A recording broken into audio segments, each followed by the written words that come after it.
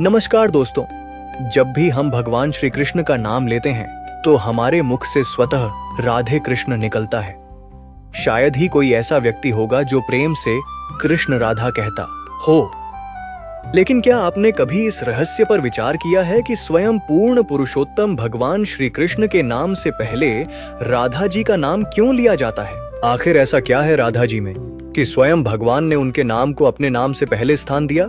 क्या यह केवल एक प्रेम कथा है या इसके पीछे कोई ऐसा दिव्य और आध्यात्मिक रहस्य छिपा है जो हमारी समझ से परे है? दोस्तों, आज की इस विशेष वीडियो में हम इसी रहस्य को गहराई से समझेंगे।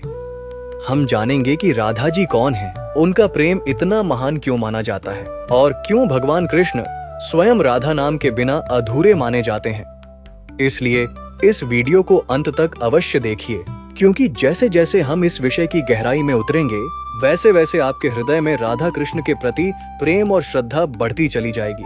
दोस्तों, सनातन धर्म में राधा और कृष्ण को दो अलग अलग स्वरूप नहीं माना गया। जिस प्रकार सूर्य और उसकी किरणें अलग नहीं हो सकती, जिस प्रकार चंद्रमा और उसकी शीतलता अलग नहीं हो सकती, उसी प्रकार राधा और कृष्ण भी अलग नहीं है।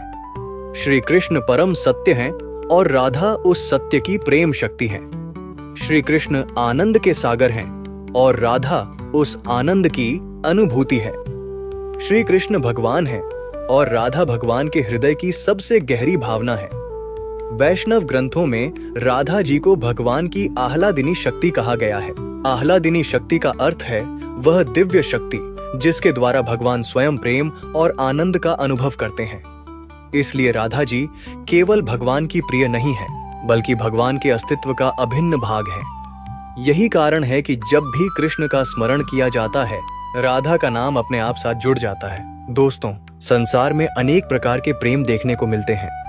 माता पिता का प्रेम, भाई बहन का प्रेम, मित्रता का प्रेम, पति पत्नी का प्रेम। लेकिन इन सभी प्रेमों में कहीं न कहीं कोई अपेक्षा, कोई इच्छा या कोई स्वार्थ छिपा होता है। लेकिन राधा जी का प्रेम ऐसा था जिसमें केवल कृष्ण थे और कृष्ण के अलावा कुछ भी नहीं था। उन्होंने कभी कृष्ण से धन नहीं मांगा, वैभव नहीं मांगा, स्वर्ग नहीं मांगा और यहाँ तक कि अपने लिए कृष्ण का साथ भी नहीं मांगा।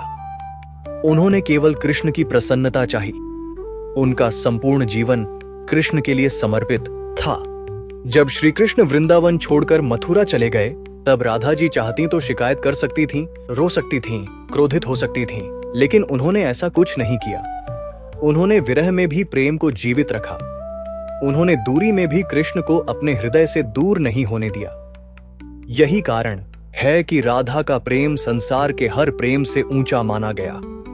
दोस्तों, एक बार किसी ने भगवान श्री कृष्ण से पूछा कि प्रभु, आप तो स्वयं भगवान हैं, फिर भी संसार आपके नाम से पहले राधा का नाम क्यों लेता है? तब श्री कृष्ण मुस्कुराए और बोले कि जो मुझे सबसे अधिक प्रिय है उसका स्थान मेरे पहले है। जो मेरे हृदय में बसता है उसका नाम मेरे नाम से पहले लिया जाना चाहिए।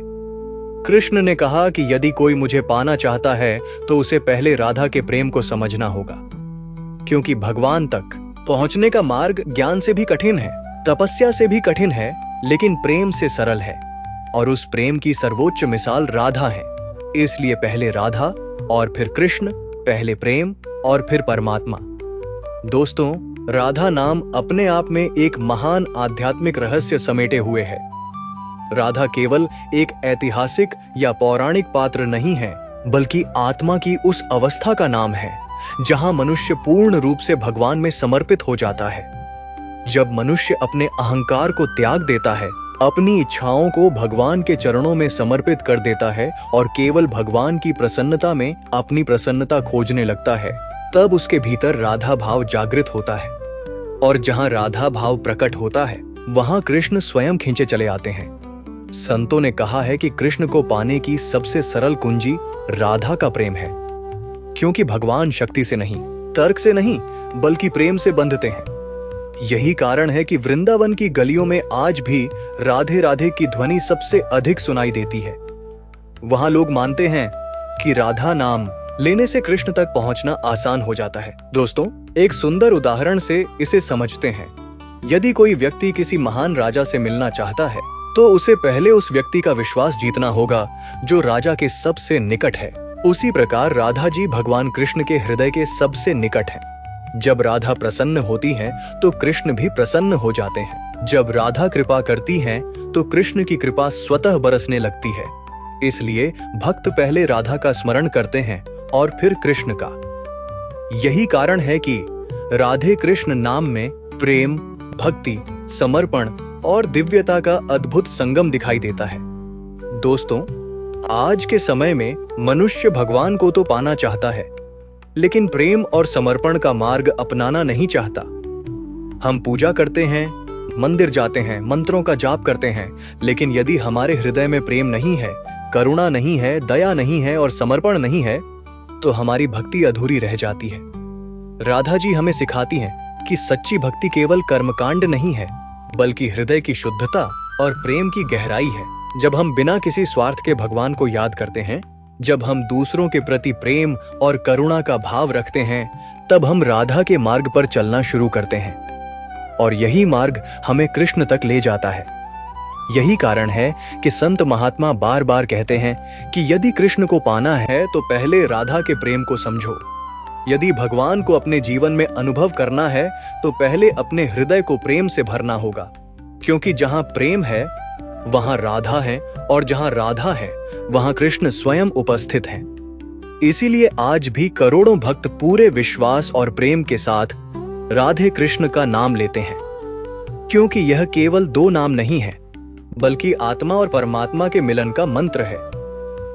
यह हमें याद दिलाता है कि भगवान तक पहुंचने का सबसे सरल मार्ग प्रेम है और उस प्रेम की सर्वोच्च प्रतिमा श्री राधा रानी है। इसलिए भगवान कृष्ण ने राधा जी का नाम सबसे ऊपर रखा, क्योंकि प्रेम हमेशा सबसे ऊपर होता है और जहां प्रेम सर्वोच्च होता है वहां स्वयं भगवान भी उसके आगे नतमस्तक हो जाते हैं। दोस्तों, यदि आपके हृदय में भी राधा कृष्ण के प्रति प्रेम है तो कमेंट में एक बार प्रेम से लिखिए राधे राधे और इस दिव्य संदेश को अधिक से अधिक लोगों तक पहुंचाइए। जय श्री राधे कृष्ण।